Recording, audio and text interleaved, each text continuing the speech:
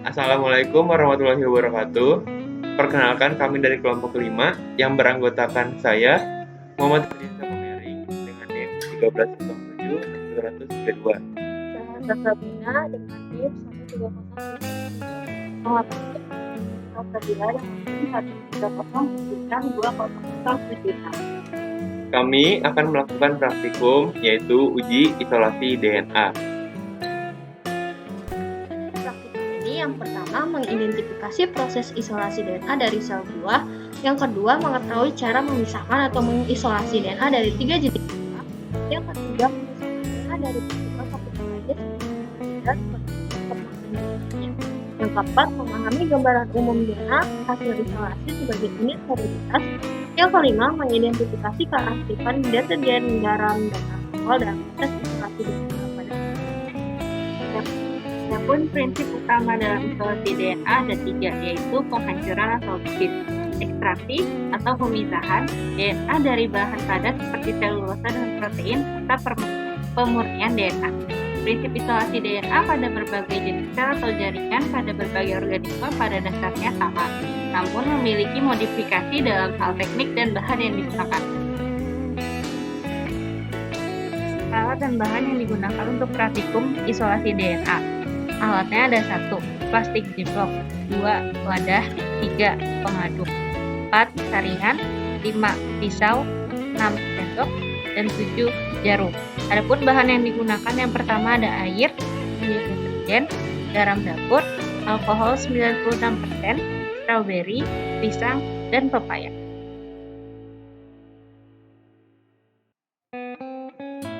Cara kerja uji isolasi DNA. Pertama, siapkan alat dan bahan. Kedua, masukkan alkohol 96% ke dalam pendingin. Ketiga, potong buah. Di sini kami memakai strawberry, pisang, dan pepaya menggunakan pisau berbentuk dadu. Keempat, masukkan buah ke dalam plastik ziplock. Kelima, hancurkan buah yang ada di dalam plastik ziplock menggunakan tangan. Keenam, siapkan 90 ml air, 10 ml larutan detergen, dan 1 sendok garam. Ketujuh, campurkan ketiga bahan tersebut ke dalam suatu wadah dan diaduk sampai homogen. Ke-8, masukkan larutan asam detergen tadi ke dalam wadah buah. 9, tunggu 10-15 menit. 10, campuran kemudian disaring sebanyak 2 kali dengan saringan. 11, ambil 100 ml alkohol 96% dingin dan tambahkan ke dalam hasil saringan dari campuran. 12, tunggu beberapa saat sampai muncul benang-benang putih di permukaan. Yang terakhir, ambil benang-benang putih tersebut menggunakan jarum. Untuk lebih jelasnya, berikut adalah video langkah kerja uji isolasi DNA.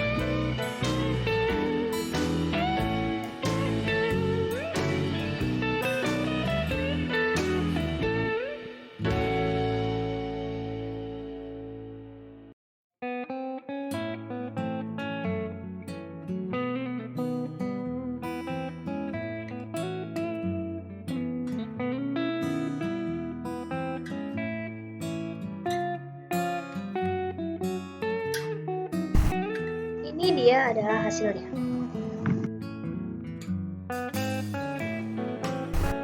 Pembahasan uji isolasi DNA. Proses isolasi DNA diawali dengan proses ekstraksi DNA. Semakin halus, maka DNA yang akan diekstrak pun akan lebih mudah. Begitu juga sebaliknya. Hal tersebut dapat terjadi karena apabila bahan uji masih dalam substrat yang belum hancur sempurna, maka ada beberapa bagian yang nantinya tidak terjadi ekstraksi, dan hanya ada pada bagian luarnya saja. Hal ini bertujuan untuk memisahkan DNA dengan partikel lainnya yang tidak diinginkan. Penambahan deterjen menyebabkan rusaknya membran sel melalui ikatan yang dibentuk melalui sisi hidrofobik deterjen dengan protein dan lemak pada membran membentuk senyawa lipoprotein deterjen kompleks. Senyawa tersebut dapat terbentuk karena protein dan lipid memiliki ujung hidrofilik dan hidrofobik. Demikian juga dengan deterjen sehingga dapat membentuk ikatan kimia. Semakin basah sabun, maka kekuatan untuk memecah membran yang ada pada sel pun semakin besar, sehingga jumlahnya perlu dibatasi. Lalu garam memegang peranan penting, yaitu untuk menghilangkan protein dan karbohidrat, karena garam dapat menyebabkan keduanya terpresipitasi. Dan bersama-sama dengan deterjen, keduanya berfungsi sebagai hal lysine buffer. Pengisolasi DNA menggunakan garam dapur dengan tujuan untuk memekat DNA. Hal ini dapat terjadi karena ion Na+ yang terkandung oleh garam mampu membentuk ikatan dengan kutub negatif pada ikatan fosfat DNA. Saat ion Na+ garam berikat dengan fosfat, pada saat itu juga DNA akan terkumpul. Setelah ion Na+ pada garam mengumpulkan, selanjutnya lebih dipekatkan lagi oleh etanol. Pemekatan ini dilakukan dengan penambahan etanol pada lapisan atas sampel sehingga terjadi presipitasi DNA pada pembatasan kedua larutan. Alkohol dingin berfungsi untuk mengikatkan DNA yang telah terkumpul karena pemekatan oleh garam. Karena kerapatan alkohol lebih kecil dibandingkan kerapatan air, maka alkohol akan berada di bagian atas larutan pada wadah. Strand DNA yang terikat oleh alkohol akan nampak sebagai benang-benang putih yang terapung di atas filtran. Buah berkadar air tinggi menghasilkan anisolat berbeda dengan kadar air. Tinggi kadar airnya, maka sel yang terlalut makin sedikit sehingga DNA yang terpresipitasi sedikit. Pada praktikum kami, urutan hasil DNA yang paling sedikit sampai yang paling banyak adalah dari pepaya, yang paling sedikit, lalu pisang, dan yang paling banyak adalah stroberi. Berdasarkan hasil praktikum, DNA pada buah stroberi terlihat jelas dan menggumpal lebal, DNA pada pisang juga terlihat jelas namun tidak begitu menggumpal, DNA pada pepaya tidak begitu jelas dan tidak menggumpal. Kesimpulan pada praktikum kali ini yang pertama adalah proses isolasi DNA terbagi menjadi 3 tahap, yaitu pengunciran atau lisis, pemisahan DNA, dan pemurnian DNA. Kedua, berdasarkan hasil praktikum, diperoleh hasil dari isolasi buah yang terlihat DNA-nya. DNA pada buah stroberi terlihat jelas dan menggumpal tebal. DNA pada pisang juga terlihat jelas, namun tidak begitu menggumpal. DNA pada pepaya tidak terlihat begitu jelas dan tidak menggumpal. Yang ketiga, penggumpalan dan banyaknya DNA pada buah dipengaruhi oleh kadar air dalam buah. Semakin tinggi kadar airnya, semakin sedikit dan semakin susah menggumpal pula DNA-nya. Sekian dari kelompok 5. Kurang lebihnya mohon maaf. Terima kasih yang sudah menonton sampai akhir. Wassalamualaikum warahmatullahi wabarakatuh.